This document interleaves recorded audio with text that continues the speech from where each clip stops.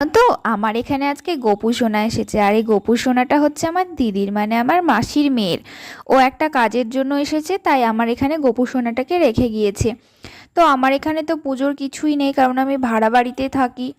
আর আমি জানিও না কিভাবে কি করতে হয়, আর আমরা ছুবও না, কারণ আমাদের অসহ্য চলছে। তাই দিদাকে যেভাবে বলে গিয়েছিল সেইভাবে দিদা একে একে গঙ্গা জল দিয়ে স্নান করিয়ে, গা মুছিয়ে, এখানে জামা পরিয়ে দিচ্ছিল, তারপরে একে একে আসনে বসিয়ে গয়না পরিয়ে দিচ্ছিল, মুকুট পরিয়ে দিচ্ছিল। আসলে আমাদের গোপুসোনা নেই তো, তাই করাটাও অভ্যাস নেই। তো দিদি যেভাবে বলে গিয়েছিল সেভাবে একে একে করছিলাম। দেখো গোপুসোনাকে এখন কি মিষ্টি লাগছে না দেখতে। তো এরপরে একে একে ফুল, তুলসী পাতা গোপুসোনার চরণে দিয়ে দিল।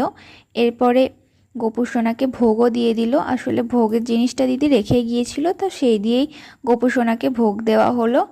তো তোমাদের কার কার বাড়িতে গোপুসোনা আছে কমেন্টে জানাও। আর আজকের ব্লগটা এই পর্যন্ত।